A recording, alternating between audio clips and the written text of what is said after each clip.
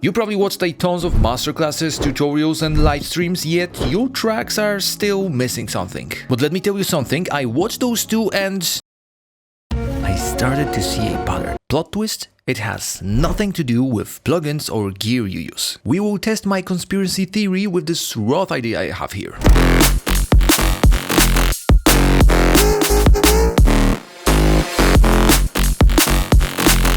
To give you a little hint what it's all about, let me show you a clip from one of my favorite podcasts. When you listen to a lot of Skrillex stuff, like it's super tight. He renders every sound and cuts it and then renders it again and cuts it. Like it's like cha-cha-cha-cha-cha. There's no clicks or pops anywhere. Nothing. Now, you know I'm a big advocate of working with MIDI or MIDI tools, but it seems like committing to audio is a pro producer hack here. So let's freeze and flatten all of those and check if that really makes a difference. First and the biggest benefit here is that once you have waveforms, you can cut all of those clicks and pops. They may not make a big difference at first, but believe me, once you have a lot of those overlapping for no particular reason, like for example here, you can end up with a lot of unnecessary trash, which is far from being sharp and clean. So let's cut off those. Don't worry, I will speed up this process, but just for a quick reminder, you can do this by either highlighting the part, pressing Command and E to slice the clip, or sometimes you can also rely on our good friend Live, since whenever there is a tail or click, it will be on a separate clip, like for example here. Call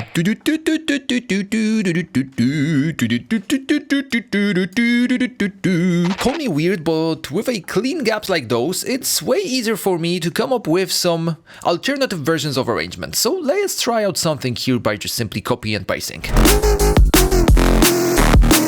Well, for example, let's try to shorten this part to make it a little bit sharper. Okay, nice. We can try to copy this tab here and then shorten it a little bit as well.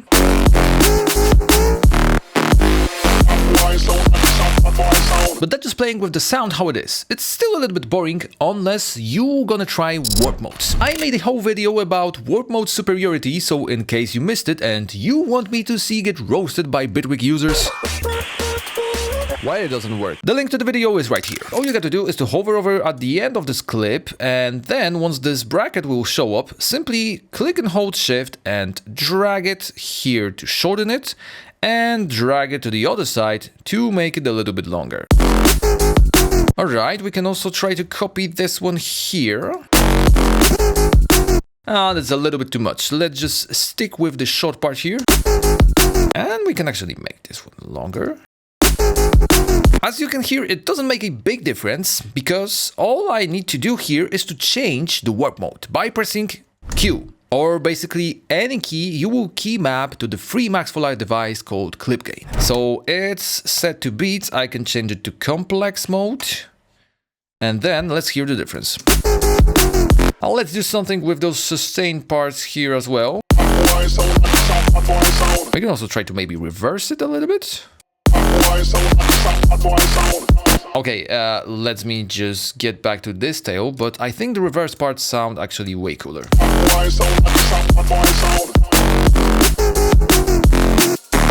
Alright, we can also maybe warp this ending part here as well. Then let's just try to make it plucky by dragging those little squares, which are basically responsible for the fades here. Okay, I actually need to make this one longer again. Maybe reverse it. Let's try something out here.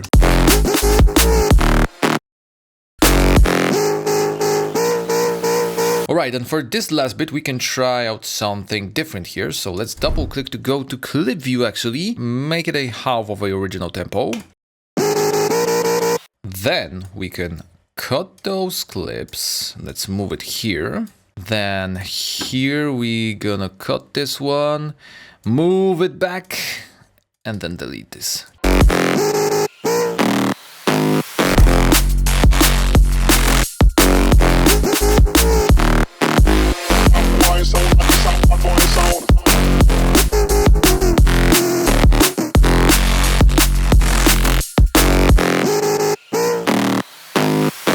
But there is an ultimate method to work with audio which doesn't require the commitment of freezing and flattening your precious MIDI clips. Before I show it to you, if you enjoyed this video so far, clap your hands, do a 180 spin, clap your hands again, and click the like button. I heard it helps you memorize all the gems from the YouTube videos. Sometimes the good sounds come from experimenting with different presets or effects. Obviously, you can freeze this track for a little while with those preset adjustments you made, then create a new audio track, drag it down here from your freeze track, and then unfreeze it, but it takes some time. Luckily, I got two ways to speed up this process a whole lot. The first one is free since it comes with a legendary yet still underrated Melody production bundle, and it's called M Recorder. So you basically need to drag it to your master track. Then you need to create a folder for your recordings, and I like to make some folders like that directly in my session. Give it a fancy little name, like for example, Trashy Record of the okay, and now you have two options to record. First one is obviously to press this record button, and now everything you do inside your session is recorded directly to your audio track. And once I go to the current project, samples, and then M Recorder, I have something here. What a surprise, my friends. Obviously it's warped, so I need to unwarp it here. Second option is what they call retrospective recording, and all you got to do is to set the time you want to override the WAV file and then have it in background and do what you got to do. Second method is simply fancier and paid version of M Recorder called Rolling Sampler. Once you set up everything here in audio and MIDI routing and settings, basically all you got to do is to play with your sounds, and then it records everything in the background with a time threshold you set. But the cool thing is that files are only saved if you mark them here and drag directly to your session. I asked you guys about this type of workflow some days ago, and as expected, majority of you are ready to commit to audio only if it's necessary or to save your CPU power. And I get it, since by any means it's not a bad idea to use MIDI all the time, especially